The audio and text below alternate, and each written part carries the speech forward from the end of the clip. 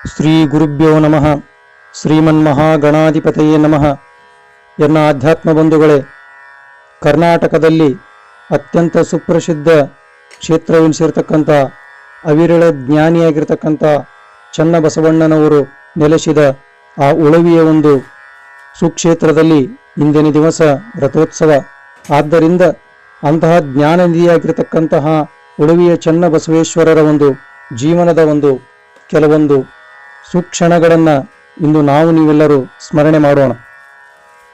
ಅಕ್ಕ ನಾಗಮ್ಮನ ಗರ್ಭದಲ್ಲಿ ಜನಿಸಿದ ಕಾರಣಿಕ ಪುರುಷ ತಂದೆ ಶಿವದೇವ. ಹುಟ್ಟೂರು ಕೂಡಲ ಸಂಗಮವಾದರೂ ಮೂಲ ಸ್ಥಳ ಇಂಗಳೇಶ್ವರ. ಕ್ರಿಸ್ತಶಕ 1143ರಲ್ಲಿ ಜನಿಸಿದ ಚನ್ನಬಸವಣ್ಣನಿಗೆ ತಾಯಿಯ ಸೋದರ ಮಾವನಾದ ಬಸವಣ್ಣನವರ ಗಾಢ ಪ್ರಭಾವ ಅವರನ್ನ ಅವಿರಳ ಜ್ಞಾನಿಯನ್ನಾಗಿ ಮಾಡಿತು. ಜಾತವೇದ ಮುನಿಗಳ ಸಾನ್ನಿಧ್ಯದಲ್ಲೇ ಅಭ್ಯಾಸಗೈದರು. ಸೋದರ ಮಾವನ ಮಾರ್ಗದರ್ಶನವನ್ನೇ ಚನ್ನಬಸವಣ್ಣನವರು ಷಟ್ಸ್ಥಲ ಚಕ್ರವನ್ನೇ ಆಗಿಸಿತು. ಚನ್ನಬಸವಣ್ಣನವರು ಸುಕ್ಷೇತ್ರ ಕೂಡಲ ಸಂಗಮದಲ್ಲಿದ್ದು 12 ವರ್ಷ. ಆದರೆ ಅವರು ಸಂಪಾದಿಸಿದ ಜ್ಞಾನ 100 ವರ್ಷ ಅಭ್ಯಾಸಗೈದರೂ ಬರದಷ್ಟು.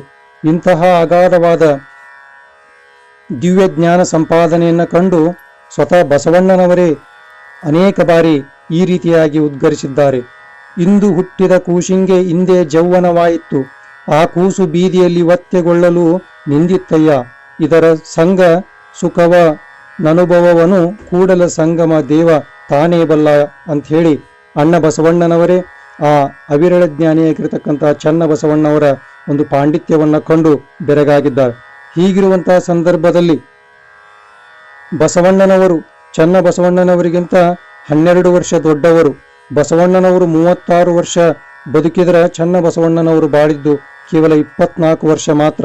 ಇವರು ರಚಿಸಿದ ವಚನಗಳು ಅತ್ಯಂತ ಶ್ರೇಷ್ಠ ಎನಿಸಿ ಈಗಲೂ ಸಹಿತ ಇವರು ದೊರೆತಂಥ ವಚನಗಳು 1762 ವಚನಗಳು ಸಹಿತ ದೊರೆತಿದ್ದಾವೆ. ಬಸವಣ್ಣನವರು ಬಂದ ಕಾರ್ಯಕ್ಕೇನೆ ಚನ್ನಬಸವಣ್ಣನವರು ಬಂದಿದ್ದರಿಂದ ಇವರ ಚಿತ್ತ ಮನ ಭಾವಗಳು ಎಲ್ಲವೂ ಸಹಿತ ಅಣ್ಣ ಬಸವಣ್ಣನವರಿಗೆ ಅರ್ಪಿತವಾಗಿದ್ದವು. ಅನೇಕ ಸರಿ ಬಸವಣ್ಣನವರಿಗೆ ಸದಾ ಎಚ್ಚರಿಕೆಯನ್ನ ಕೊಡ್ತಾ ಇದ್ದಿದ್ದು ಯಾರಾದರೂ ಇದ್ರ ಅವರು ಅವಿರಳ ಜ್ಞಾನಿಯಾಗಿರ್ತಕ್ಕಂಥ ಚನ್ನಬಸವಣ್ಣನವರು.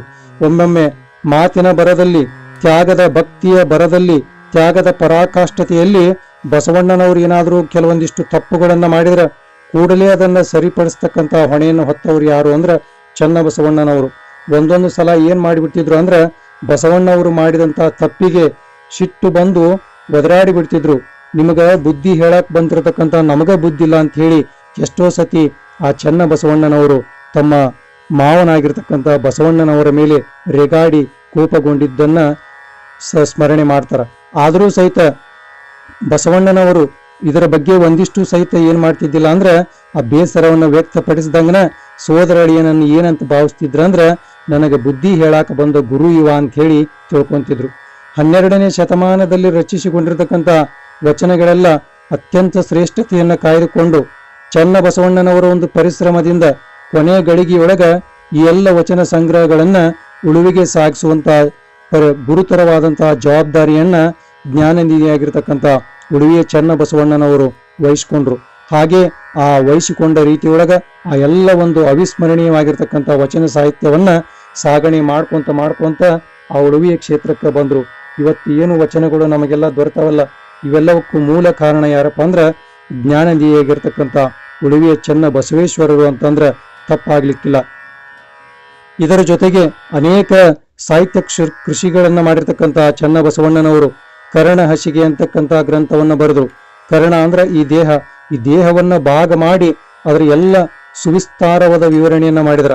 ಪಂಚಮಹಾಭೂತಗಳ ಉತ್ಪತ್ತಿಗೆ, ಜಗತ್ತಿನ ಉತ್ಪತ್ತಿಗೆ, ಇಂದ್ರಿಯಗಳ ವ್ಯಾಪಾರ, ಹಿಂಗ 40 ವಿಷಯಗಳನ್ನ ಅದರಲ್ಲಿ ನಿರೂಪಣೆ ಮಾಡಿದ್ರ. ಈ ಕರ್ಣ ಹಸಿಗೆಯನ್ನು ಓದಿಬಿಟ್ರ MBBS ಡಾಕ್ಟರ್ಗೆ ಕೋರ್ಸ್ ಮಾಡ್ದಂಗ. ಇನ್ನ ಮಿಶ್ರಾರ್ಪಣ ಅಂತಕ್ಕಂಥ ಒಂದು ಗ್ರಂಥವನ್ನ ಬರೆದ್ರು. ಇದರೊಳಗೆ 3 ಭಾಗಗಳನ್ನ ಮಾಡಿ ಕಾರ್ಯಾರ್ಪಣ, ಕಾಯ ಸಂಬಂಧ, ಕರ್ಣಾರ್ಪಣ, ಇಂದ್ರಿಯ ಸಂಬಂಧ, ಭಾವಾರ್ಪಣ, ಕರ್ಣ ಸಂಬಂಧ, ಈ ಕರ್ಣ ತ್ರಿಕರಣಗಳನ್ನ ವಿವರಣೆ ಮಾಡ್ತಕ್ಕಂಥ ಒಂದು ಗ್ರಂಥವನ್ನ ಬರೆದ್ರು. ಮತ್ತ ಜೊತೆಗೆ ಹಿರಿಯ ಮಂತ್ರ ಗೋಪ್ಯ ಅಂತಕ್ಕಂಥ ಒಂದು ಗ್ರಂಥವನ್ನ ಬರೆದು ಇದರೊಳಗ 27 ಚೌಪದಿಗಳನ್ನು ಒಳಗೊಂಡಿರ್ತಕ್ಕಂಥ ಈ ಒಂದು ಗ್ರಂಥದೊಳಗ ಚನ್ನಬಸವಣ್ಣನವರು ಏನ್ ಮಾಡಿದ್ರಪ್ಪ ಅಂದ್ರ ಸಿದ್ದರಾಮೇಶ್ವರರಿಗೆ ಬೋಧನೆ ಮಾಡಿರ್ತಕ್ಕಂಥ ತತ್ವಗಳ ವಿವರಣೆಯನ್ನ ಇದರೊಳಗೆ ಬರೆದ್ರು.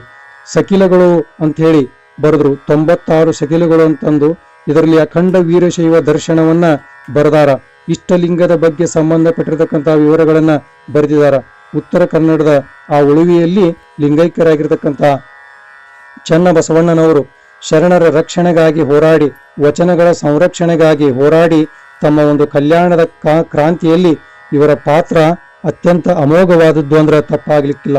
ಇಂತಹ ಆ ಒಂದು ಕಲ್ಯಾಣದ ಶರಣರೆಲ್ಲ ಸೇರಿ ಅವರೆಲ್ಲ ಜ್ಞಾನಿಗಳಾದ್ರೆ ಆ ಎಲ್ಲ ಜ್ಞಾನಿಗಳ ವಚನಗಳನ್ನ ಸಂಗ್ರಹಿಸಿ ಅವುಗಳನ್ನು ಉಳಿಸಿದಂತಹ ಕೀರ್ತಿ ಆ 24 ವರ್ಷಗಳಲ್ಲಿ ಅತ್ಯಂತ ಮಹಾ ಸಾಧನೆಯನ್ನು ಮಾಡಿರ್ತಕ್ಕಂಥ ಚನ್ನಬಸವಣ್ಣನವರಿಗೆ ದೊರೀತೈತಿ ಅಂತಂದ್ರೆ ತಪ್ಪಾಗ್ಲಿಕ್ಕಿಲ್ಲ ಅಂತಕ್ಕಂಥ ಮಾತು.